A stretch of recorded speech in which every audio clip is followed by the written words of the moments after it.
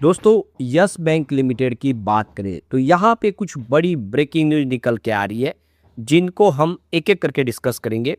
Yes bank को लेकर आप देख सकते हो कि कुछ बड़े फैसले होने जा रहे हैं। आपको ये पता ही होगा कि यस बैंक जब डूबने की कगार पर आई थी, उस समय यस बैंक को बचाने के लिए रिजर्व बैंक ऑफ इंडिया ने 81 बॉन्ड्स को राइट ऑफ कर दिया था। करीब 8,000 करोड़ के ऊपर की रकम थी, वो यहाँ पे राइट ऑफ हो गई थी। लेकिन अब वो मामला सुप्रीम कोर्ट में फिर से आ चुका है और यहाँ पे अब फिर से प्रॉब्लम हो सकती है यस बैंक को। तो पूरी अपडेट क्या उसको अच्छे से समझेंगे। यहाँ पे यस बैंक की तरफ से एक्सचेंज को कुछ और जानकारी दी गई है। मैनेजमेंट में यहाँ पे बदलाव हुआ है। अब यहाँ पे यस बैंक को लेकर एक अच्छी गुड न्यूज ये है कि एफआई और डीआई ने जम के खरीदारी की है। यानी जो रिटेल इन्वेस्टर है वो डर के शेयर बेच रहे हैं और बड़े फंड हाउस जम के खरीदारी कर रहे हैं। पिछले कई समय से लगातार रिटेल इन्वेस्टर को डराया जाता है और इसका सबूत यहाँ पे देखने को मिलेगा, जिसको समझेंगे इस वीडियो के माध्यम से। लेकिन फ्रेंड्स, उससे पहले अगर आप पहली बार हमारे चैनल पे आए तो चैनल को सब्सक्राइब कर दीजिए, एक बेल आइकॉन दबा दीजिए ताकि जब भी नया वीडियो बने पहला नोटिफिकेशन आपको मिले। वीडियो पसंद आए तो लाइक शेयर जरूर कीजिए। चलो फ्रेंड्स, वीडियो स्टार्ट करते हैं। मैं हूँ आपका दोस्त SB दवे और हमारे अपने चैनल ऑनलाइन कमाई में आपका बहुत बहुत स्वागत है। सबसे पहले यस बैंक लिमिटेड के कारोबार की बात करें तो 21.88 पर आप देख सकते हो कि क्लोजिंग देखने को मिली फ्राइडे को 1.44% की तेजी के साथ। तो 21.57 पर क्लोजिंग थी थर्सडे की और 21.60 पर पॉजिटिव शुरुआत हुई। वैसे इंट्राडे में 21.42 का लो भी बना। यानी फिलहाल माहौल दोनों तरफ का है।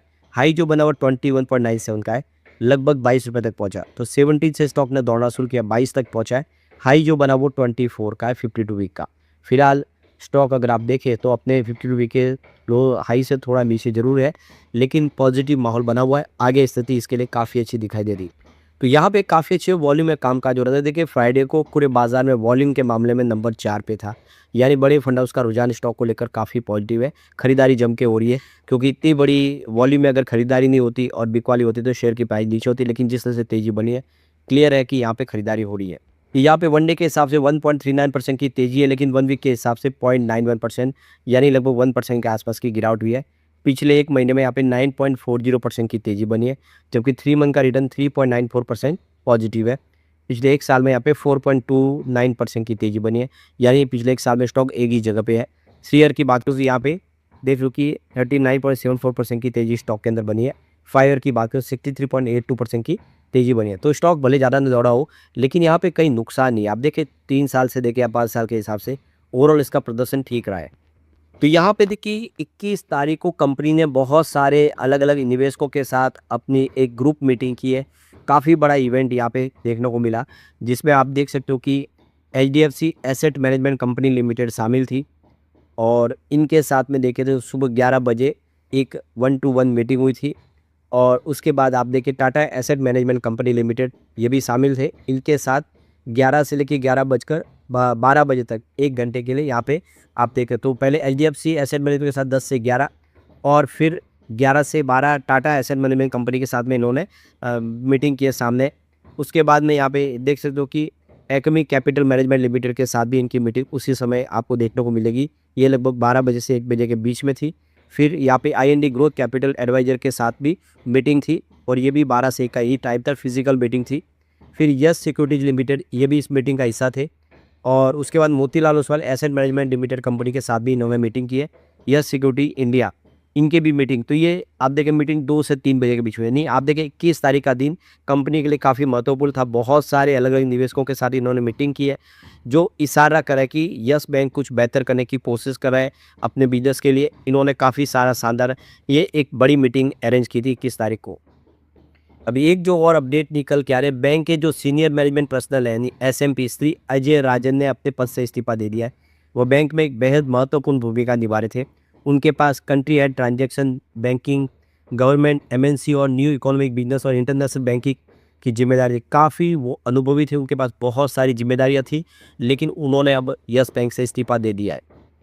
तो आखिर सवाल ये निकल के आता है कि इतने बड़े अधिकारी ने इस्तीफा दिया क्यों? कि जब उनके पास इतनी सारी जिम्मेदारी थी, काफ़ी महत्वपूर्ण थे। तो यस बैंक ने स्पष्ट किया कि अजय राजन ने बेहद अपनी बेहतर प्रोफाइल यानी अपने कैरियर में किसी बेहतर अवसर और नई भूमिका की तलाश में पद छोड़ा है। यानी उनको ये लगता है कि वो और कहीं पे इससे ज़्यादा बेहतर प्राप्त कर सकते, अपने ज़िंदगी में अवसर तलाशना चाहते, इसीलिए उन्होंने इस्तीफा दिया है, यानी उनके हिसाब से वो यहाँ से कहीं और जगह पे उनको और मौका मिल रहा है, वहाँ पे वो जाना चाहते हैं, इसीलिए उन्होंने इस्तीफा दिया है, इसकी जानकारी दी गई है। तो यहाँ पे देखिए जो एक्सचेंज फाइलिंग में जानकारी दी गई 9 तारीख अप्रैल 2026 को कार्यमुक्त होने की इनकी तारीख 31 मई 2026 है।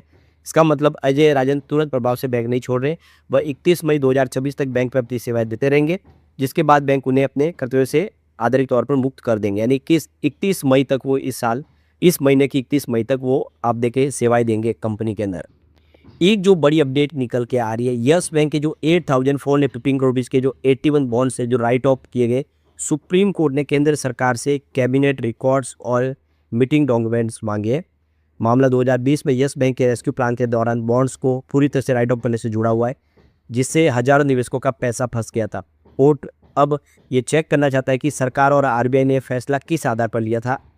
81 बॉन्ड्स हाई रिस्क इन्वेस्टमेंट माने जाते हैं, लेकिन कई निवेशकों का आरोप है कि उन्हें इसके जोखिम और रिस्क के बारे में सही जानकारी नहीं दी गई थी, उनको फंसा के ये बॉन्ड्स बेचे गए थे। तो फिलहाल मामला सुप्रीम कोर्ट में है। दोबारा इस पर सुप्रीम कोर्ट ने अब सरकार से रिकॉर्ड मांगे हैं। सुप्रीम कोर्ट ने केंद्र सरकार से आरबीआई से कुछ रिकॉर्ड और डॉक्यूमेंट मांगे हैं। सुप्रीम कोर्ट ने आज फाइनेंस मिनिस्ट्री को जमकर फटकार भी लगाई। तो ये देख सकते हो कि ये जो पूरा मामला है जिसमें 81 बॉन्ड्स जो थे वो राइट ऑफ किए गए थे, क्योंकि उसमें ये पूरा नियम थे कि अगर बैंक को कोई तकलीफ होती है तो राइट ऑफ किए जा सकते हैं, और इसी वजह से आरबीआई ने रूल्स के तहत ही इन बॉन्ड्स को राइट ऑफ कर दिया था। लेकिन सबका यही कहना था कि बॉन्ड्स बेचते वक्त उनको फंसाया गया, उनको भ्रमित किया गया, उन्हें जो इसके रिस्क के बारे में बताया गया। तो ये बात है, इसलिए उन्होंने ये बॉन्ड खरीदे थे। लेकिन आप देख सकते हो कि जो रूल्स है वो तो रूल्स है, रूल्स में लिखा हुआ था, उन्होंने साइन किया है कि बॉन्ड्स रिस्की है, बैंक को तकलीफ पड़ेगी तो बॉन्ड्स खारिज हो जाएंगे। बिल्कुल वही हुआ है, और इसीलिए लग रहा है कि भले ही इसमें, लेकिन जब नियमों के तहत बात होती है तो ये राइट ऑफ जो किए गए वो नियमों के तहत ही किया आरबीआई ने, और इसीलिए नहीं लगता कि ये रकम उनको मिल पाएगी। लेकिन फिर भी देखना होगा सुप्रीम कोर्ट क्या फैसला करे। सुप्रीम कोर्ट के पास अभी ये उनके गेंद पाले में आ गई है, तो देखना होगा। सरकार से भी इन्होंने डॉक्यूमेंट मांगे किस आधार पे ये राइट ऑफ किए गए, तो सरकार डॉक्यूमेंट पेश करेगी, उसके बाद में आगे की कार्रवाई होगी। लेकिन ये बड़ी रकम है, यस बैंक के लिए इससे प्रॉब्लम हो सकती है। और हम यस बैंक की पिछले 10 साल की परफॉर्मेंस देखिए, सेल्स ग्रोथ 10 ईयर के हिसाब से 8% था, 5 ईयर के हिसाब से 9% और 3 ईयर के हिसाब से बढ़ के 10% हुआ। वैसे इस टीटीएम सेल्स ग्रोथ में कमी आई, -2% हुआ, थोड़ा सा यहाँ पे डिसअपॉइंट जरूर किया है। लेकिन कंपनी का जो प्रॉफिट ग्रोथ बहुत ज़बरदस्त है, 10 ईयर के हिसाब से 3% था, जो 5 ईयर के हिसाब से बढ़ के 25% तक पहुँच गया, 3 ईयर के हिसाब से 69% था। इस टीटीएम थोड़ा गिर के 43% के आसपास है, लेकिन ओवरऑल अगर पिछला प्रदर्शन देखें तो अच्छा देखने को मिलेगा। अब इसके अगर हम शेयर होल्डिंग पैटर्न को देखें तो आपको समझ में आ जाएगा कि रिटेल इन्वेस्टर को किस तरह से बेवकूफ़ बनाया जा रहा है। आप देखिए मार्च में एफआई की होल्डिंग 46.42% तक पहुंच गई है, जो दिसंबर 45.74% थी और सितंबर में मात्र 44.95% थी। आप देखिए क्वार्टर दर क्वार्टर यहाँ पे एफआई ने अपनी होल्डिंग को बढ़ा दिया है। बात डीआई की करें तो उनकी होल्डिंग 21.81% मार्च में हो चुकी है, जो दिसंबर में 21.12% थी और सितंबर में 20.79% थी। इसका मतलब डीआई भी लगातार क्वार्टर दर क्वार्टर होल्डिंग बढ़ा रही है। गवर्नमेंट की यहाँ पे अनचेंज है 0.1% की होल्डिंग, लेकिन जनरल पब्लिक की बात है उनकी 31.74% पर होल्डिंग आ चुकी है मार्च में, तो दिसंबर में 33.12% थी और सितंबर में 34.24% थी। तो साल दर साल क्वार्टर दर क्वार्टर रिटेल इन्वेस्टर के जो शेयर है वो छीने जा रहे हैं, और ये सारे के ज़्यादा शेयर एफआईडीआई ले रहे हैं। ये क्लियर है कि यहाँ पे निवेशकों को फंसा के भ्रमित करके उनके शेयर लिए जा रहे हैं, और इसीलिए एफआईडीआई यहाँ पे निवेश करे और जनरल पब्लिक यहाँ पे बेवकूफ़ बन के शेयर बेचे। जबकि आने वाले समय यस बैंक में स्थिति बदलेगी और यस बैंक अच्छा कर सकता है, क्योंकि यहाँ पे काफ़ी सारी स्थिति बदल चुकी है। लेकिन फ्रेंड्स, कोई भी इन्वेस्टमेंट करने से पहले अपने फाइनेंशियल एडवाइजर से एडवाइस ले लें या अपना खुद का रिसर्च करें, क्योंकि मैंने वीडियो आपके एजुकेशनल पर्पज़ के लिए ही बनाए। वीडियो पसंद आए तो लाइक से जरूर कीजिए और चैनल को सब्सक्राइब कर दीजिए। Thank you friends.